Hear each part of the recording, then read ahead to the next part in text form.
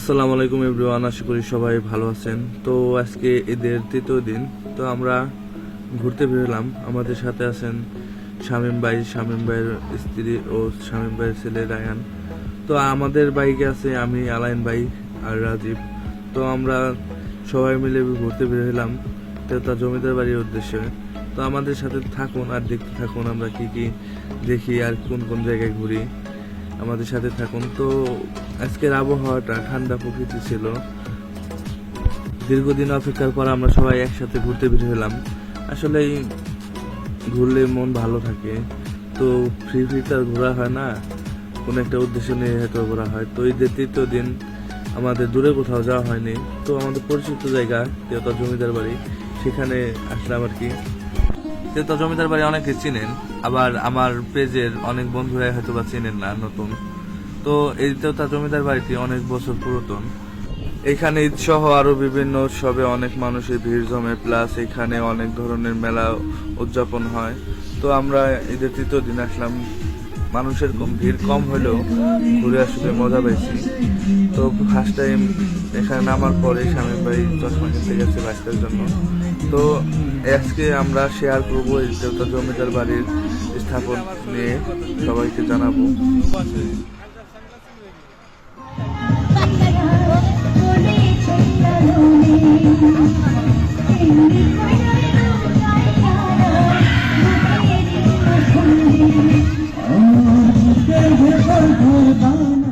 আমাদের এই তেতা জমিদার বাড়িটি মানিকগঞ্জ জেলার শিবালয় উপজেলায় অবস্থিত।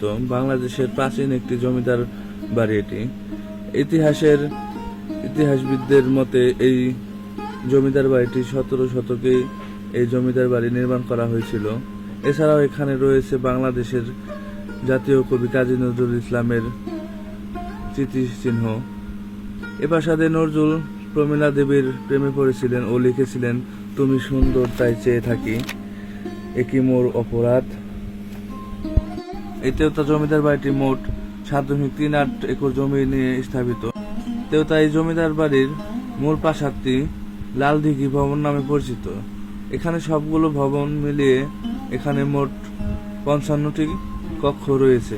এছাড়াও রয়েছে আরো সুন্দর সুন্দর প্রাচীন ঘরকোঠা, যেখানে প্রাচীন রাজারা সৈন্যরা বসবাস করতেন। আপনারা সাথে থাকুন, দেখতে থাকুন যে তেতা জমিদার বাড়িটি কেমন, কিরকম দেখতে। সাথে থাকুন, দেখুন। এই জায়গাটিতে এর আগে অনেকবার এসেছি, আজকে দিয়েও অনেকবার এসেছি। আসলে এখানে যতবারই আসি বিরক্তিকর কোনো কারণ হয় না, কারণ জায়গাটি সুন্দর। আর সুন্দর জায়গায় মূলত কখনোই বিরক্ত বোধ আসে না। সুন্দর জায়গায় গেলে যতবারই যাওয়া যায় কখনোই বিরক্ত বোধ আসবে না। আপনি দেখুন, একটা জায়গায় যান, আপনি ভালো লাগার জায়গায় বারবার গেলেও কিন্তু বিরক্ত আসে না। যেমন ভালো লাগার মানুষগুলোও কিন্তু বিরক্ত বোধ আসে না, যতই জ্বালা যন্ত্রণা করুক। ঠিক আছে, আমরা ঘুরতেছিলাম, তো সব জায়গায় ঘুরি নেই, ঠিক আছে, আর জয় জঙ্গল ছিল। আর আজকে আমরা তেতা জমিদার বাড়ি সহ আরো বিভিন্ন জায়গায় ঘুরবো, এই উদ্দেশ্যে বেরিয়েছিলাম। তো উদ্দেশ্য নিয়ে বের হয়েছি, এই জন্য সবটা জায়গায় বেশিক্ষণ দেরি করে নেই, এক এক করে সব জায়গায় ঘুরছি। আর একটা জিনিস লক্ষ্য করলাম যে তেতা জমিদার বাড়ি নতুন কাজ করতেছে, গেট গুলা বা আরো দরজা জানালা লাগাইতেছে। আসলে সৌন্দর্য এরা ধরে রাখতেছে, এটাই অনেক। কারণ এটা আমাদের শিবালয়ের তেতার আসলে গর্ব যে এত সুন্দর একটা জায়গা আমাদের উপজেলায় বা আমাদের থানার মধ্যে আছে। তো সব শেষ করে তেতা জমিদার বাড়ির পূর্ব পাশে যে নদীর পাড়ে আসলাম। নদীর পাড়টা আসলে সুন্দর লাগছিল, পানি, নতুন পানি আসছে গাঙ্গে। তো নদীতে পানি আসার কারণে জায়গাগুলো সৌন্দর্য ফুটে উঠেছে। আমরা এখানে বেশিক্ষণ দেরি করলাম না, আমরা উদ্দেশ্য নিয়ে রওনা হলাম আরিচাওয়া ফেরিঘাটে। এখানের পরিবেশটাও সুন্দর ছিল। এখানে অনেক মানুষজন বাদাম খাচ্ছে, চানাচুর খাচ্ছে, ঝালমুড়ি খাচ্ছে, আর সবাই তো ছবি তোলা নিয়ে ব্যস্ত। এই ভাগে আমি একটা ভিডিও করে নিলাম। তো ইতিমধ্যে দেখতেছি যে আমাদের শামীম ভাই ভাবিকে চানাচুর খাওয়াই দিচ্ছে। আসলে এদের ভালোবাসে বিয়ে, তো আসলে এদের ভালোবাসাটা অনেক, এরা দুজনকে অনেক ভালোবাসে।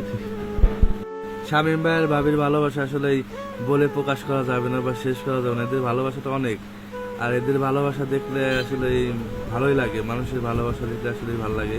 তো সর্বশেষ সব জায়গায় ঘোরা শেষ করে আমরা চলে আসলাম আমাদের নিজের এলাকায়, কেয়ালি খান ব্রিজে। এখানে কিছুক্ষণ সময় কাটালাম, কিছু খাওয়া দাওয়া করলাম, তারপরে আমরা যার যার গন্তব্যে চলে গেলাম, বাসায় চলে গেলাম।